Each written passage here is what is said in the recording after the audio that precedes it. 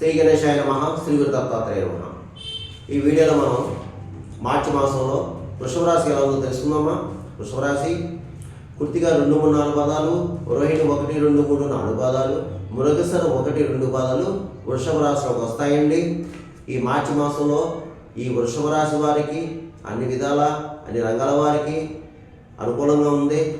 మంచి అనుకూలమైన సమయం అండి. మీకు టైం బాగుంది, గ్రహ సంచారం బాగుంది. మీరు అనుకున్న కార్యాలు నెరవేరుస్తారు, మంచి కార్యక్రమంలో పాల్గొంటారు. అలాగే ఆరోగ్యం బాగుంది. గతంలో ఆరోగ్య విషయంలో కాస్త ఇబ్బంది పడ్డారు, ఇప్పుడు ఈ మాసం ఆరోగ్యం బాగుంది. అలాగే ధన విషయంలో కూడా బాగుందండి. చక్కగా ధనం చేరుకుంటుంది సమయానికి. అయితే అనవసర ఖర్చులు ఉంటాయి, మీకు అనవసర ఖర్చులు ఉంటాయి, అధిక ఖర్చులు ఉంటాయి. అలాగే శుభకార్యాలు చేస్తారు. శుభకార్య నిమిత్తం కూడా ధనం ఖర్చు అవుతుంది. అంటే శుభమూలక ధనం ఏమవుతుంది మీకు. అలాగే విలువైన పాల్గొంటారు, విలాసస్తులు కొనుక్కుంటారు, విలువైన వస్తువులు కొనుక్కుంటారు మీరు. అలాగే గృహ నిర్మాణం చేపడతారు. తర్వాత భూగృహ సంబంధ లావాదేవీలు పూర్తవుతాయండి. కోర్టు వ్యవహారం ఉన్న వారు కూడా సక్సెస్ అవుతారు. మీకు తీర్పు మీకు ఫలవ వస్తుంది. తర్వాత ఎవరు ఏ వృత్తిలో ఉన్నా సరే రాణింపు ఉంటుంది, గౌరవం ఉంటుంది, మీ స్కిల్ బయటపడుతుంది. తర్వాత ప్రయాణ విషయం మాత్రం జాగ్రత్తగా ఉండండి. కాస్త ప్రయాణం చేసేది మాత్రమే జాగ్రత్తగా ఉండండి. కొత్త వాళ్ళతో జాగ్రత్త. తర్వాత గురువుని, బ్రాహ్మణుని, పెద్దవాళ్ళని దయచేసి దూషించవద్దు. వాళ్ళతో కాస్త గౌరవంగా మాట్లాడండి. ఎవరితో విభేదాలు పెట్టుకోవద్దు, గొడవలు పెట్టుకోవద్దు. మీ పని మీరు చేసుకుని వెళ్ళిపోండి. చాలా ఓర్పుతో ఉండండి. మీ లక్ష్య సాధన ఏదైతే ఉందో దాని మీద దృష్టి పెట్టండి. మీ మనోబలం ముందుకు నడిపిస్తుంది. ఏ విధమైన విభేదం పెట్టుకోవద్దు, గొడవ పెట్టుకోవద్దు. మీ పని మీరు చేసి వెళ్ళిపోండి. సంఘంలో పరపతి పెరుగుతుందండి. మీకు గౌరవ మర్యాదలు పొందుతారు. చక్కగాని పెద్ద వాళ్ళతో పరిచయాలు ఏర్పడతాయి మీకు ఈ మాసం. ఈ ప్రభుత్వ సంబంధించిన కార్యాలు కూడా పూర్తవుతాయి. మీకు పెద్ద రాజకీయ నాయకులు కూడా కలుసుకుంటారు మీ మాసంలో. మీరు బాగుందండి. వృషభ రాశి వారికి మార్చి మాసం అన్ని విధాలా బాగుంది. అందులో ఏమాత్రం అనుమానాస్పదం అయితే లేదు, రాదు. లేకపోతే ఇందులో బద్ధకస్తులు ఉన్నారండి. ఈ బద్ధకస్తులు కూడా బద్ధకాన్ని వినడానికి ప్రయత్నం చేస్తే మీ యొక్క ప్రయత్నం ఫలిస్తుంది. ఇకపోతే ఇతర దేశంలో ఉన్న వాళ్ళకి బాగుందండి. ఈ మార్చి మాసంలో వృషభ రాశి వారికి ఇతర దేశంలో ఉన్న వాళ్ళకి బాగుంది. ఉద్యోగం లేని వారు జాబ్ ప్రయత్నం చేసుకోండి. కొంతమందికి ఉద్యోగాలు పోయినాయండి, కానీ ప్రయత్నం చేసుకోండి, మీరు సక్సెస్ అవుతారు. అలాగే చదువు రీత్యా, ఉద్యోగ రీత్యా ఇతర దేశం వెళ్ళే వారికి కూడా బాగుందని ప్రయత్నం చేసుకోండి. అలాగే మీకు స్పెక్యులేషన్ లాభిస్తుంది. మోటార్ ఫీల్డ్ వరకు బాగుంది. ప్రైవేట్ రంగంలో వరకు బాగుందండి. ఇకపోతే రాజకీయ నాయకులకి బాగుందండి.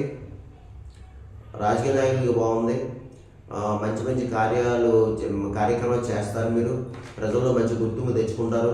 ప్రజలకు కావాల్సిన పనులన్నీ చేస్తారు. మీరు చక్కగాని మంచి పరపతి పొందుతారండి. మీరు రాజకీయ నాయకులు బాగుందండి. చాలా చక్కగా ఉందండి. మీకు గతంలో ఇబ్బంది పడ్డారు, కానీ ఇప్పుడు ఈ మాసం బాగుందండి. కాకపోతే మీ జాగ్రత్త మీరు ఉండండి. ఎందుకు మీరు మంచి పనులు ఎప్పుడైతే చేశారో అవతల వాళ్ళకి నచ్చదు. అది ఏదో విధంగా ఒక చెడు రాయి విసురుతారు. తస్మాత్ జాగ్రత్త. ఇకపోతే అన్ని రకాల వ్యాపారస్తులకు బాగుందండి. చక్కగా ఉంది. కొత్తగా వ్యాపారం పెట్టుకోవచ్చు, మంచి లాభాలు వస్తాయి. ప్రభుత్వ పరంగా, ప్రైవేట్ పరంగా ఉద్యోగస్తులు కూడా బాగుందండి మీకు. అయితే ఉద్యోగస్తులకి కాస్త స్థల మార్పు కనిపిస్తుంది. అయితే పై అధికారులతో ప్రశంసలు పొందుతారు. బాగుందండి, ఏం పర్వాలేదు. ఇక చదువుకునే విద్యార్థులు మాత్రం చక్కగా చదువుతారు.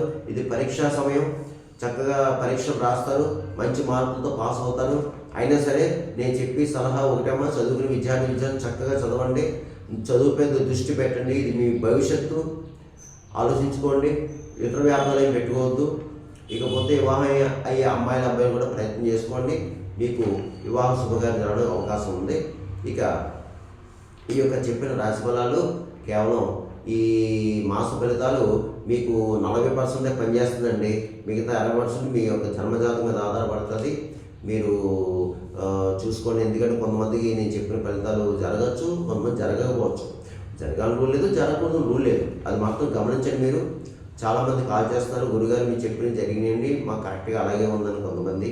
కొంతమంది అయితే మీరు చెప్పినవి జరుగుతా లేదండి, జరగలేదని కొంతమంది చెప్తున్నారు. కాబట్టి మీ జన్మజాతకం, జన్మ లగ్నం, లగ్నాలతో ఉన్న గ్రహాల యొక్క పరిస్థితి, జరిగే దశ, అంతర్దశ ఇవన్నీ ఉంటాయండి. మరి దాన్ని బట్టి చూసుకుని సరైన పండితులు చూపించుకోండి. లేదంటే మా కింద నెంబర్ ఉంది, మా ఆఫీస్కి ఫోన్ చేయండి, అపాయింట్మెంట్ తీసుకొని మీకు తగిన సూచనలు ఇవ్వడం జరుగుతుంది.